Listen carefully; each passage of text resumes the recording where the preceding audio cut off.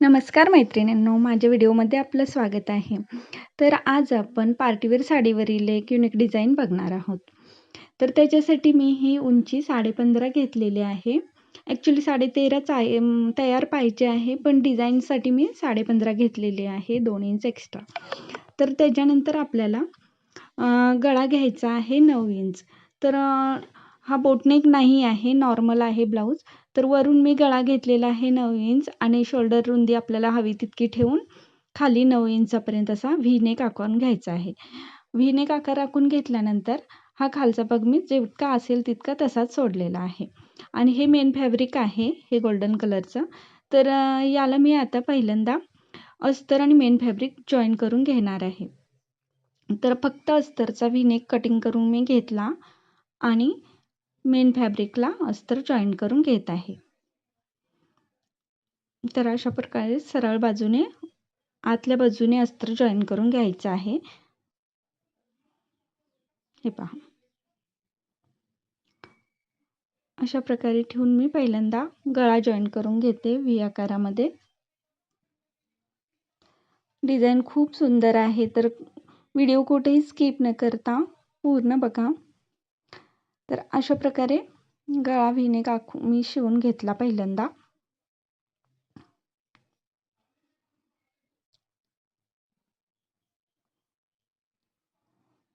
हे पहा,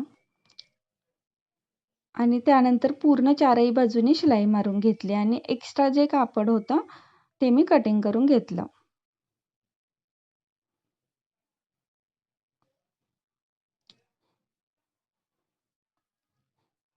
हे एक्स्ट्रा कापड कटिंग करून झाल्यानंतर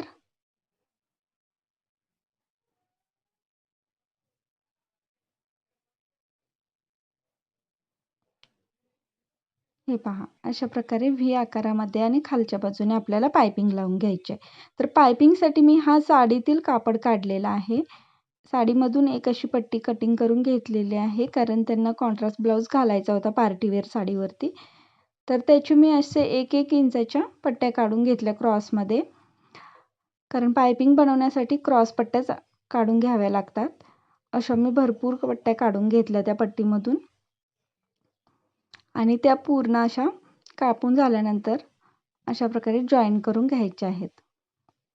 हे पहा, अशा काटकोनमध्ये ठेवून क्रॉस पद्धतीने जॉईन करून घ्यायचे आहेत, जेणेकरून अशी पट्टी खेचल्यानंतर सरळ पट्टी तयार होईल. अशा पद्धतीने आपल्याला सर्व पट्ट्या जॉईन करून घ्यायच्या आहेत आणि या मेन फॅब्रिकला म्हणजे ब्लाऊजच्या मागच्या भागाला पायपिंग बनवायची आहे. तर ह्या पूर्ण पट्ट्या पहिल्यांदा आपण जॉईन करून घेतल्यानंतर फिनिशिंग होण्यासाठी मधील थोडा थोडा भाग हा कट करायचा आहे आणि त्यानंतर आपल्याला अगदी पाऊण इंचाची पट्टी तयार होईल अशी घडी घालून, म्हणजे पाव इंचाची दुडून बारीक शिलाई मारून घ्यायची आहे एका साईडने. माझी पायपिंग करण्याची पद्धत हीच आहे. तुम्ही कशा प्रकारे करता ते मला कमेंट करून नक्की कळवा. तर अशा प्रकारे ही शिलाई मारून घ्यायची आहे.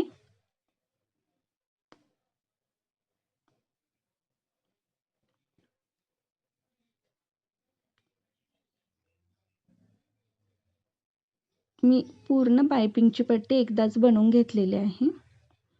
ह्या अशा प्रकारे शिलाई मारून झाल्यानंतर आपल्याला या व्ही आकारामध्ये मी आता अटॅच करून दाखवते पायपिंग.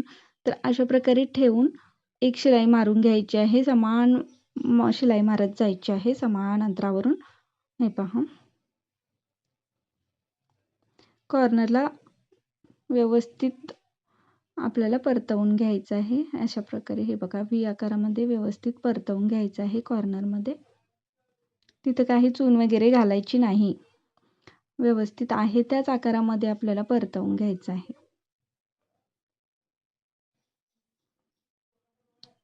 हे पहा, अशा प्रकारे.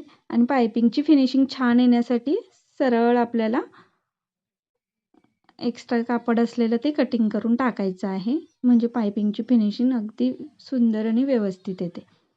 अशा प्रकारे झाल्यानंतर आता आपल्याला हलक्या हाताने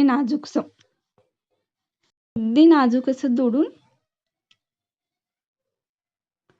अशी बारीक शिलाई सावकाशपणे घालत जायची आहे, अजिबात गडबड करायची नाही, म्हणजे पायपिंगची फिनिशिंग खूप सुंदर येते.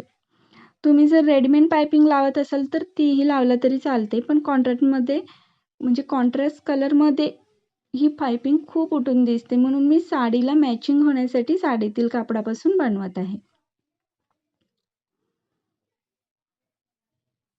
हे पहा, अशा प्रकारे बारीक अगदी सावकाश पायपिंग आपल्याला सुंदर फिनिशिंगमध्ये करून घ्यायची आहे.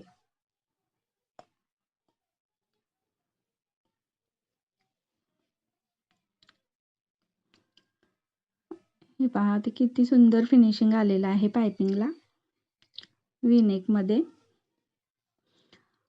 अशाच पद्धतीने आता आपल्याला खालच्या कमरेच्या बाजूला कमरपट्टी लावायची नाही आहे, तिथं देखील पूर्ण पायपिंग करून घ्यायची आहे. आणि या ब्लाऊजला आपल्याला पाठीमध्ये टक्स अजिबात मारायचे नाही आहेत, कारण जेव्हा आपण डिझाईन बनवणार तेव्हा ब्लाऊजचं फिटिंग सुंदरच बसणार आहे, त्याला टक्सची अजिबात गरज लागणार नाही.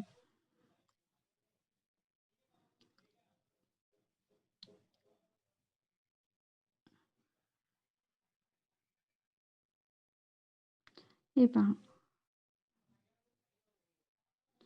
अशा प्रकारे आपल्याला पायपिंगची पट्टी बनवून घ्यायची आहे. खाली देखील कमरपट्टीला देखील सुंदर अशी पायपिंग करून घ्यायची.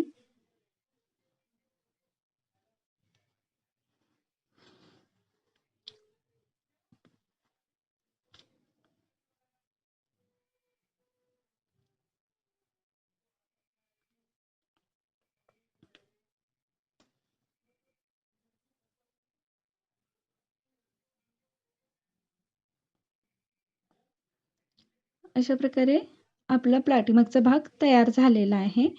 तर आता आपण याला डिझाईन बनवून घेऊ. तर डिझाईन बनवण्यासाठी मी हे व्हाईट कलरचे मणी घेतलेले आहेत.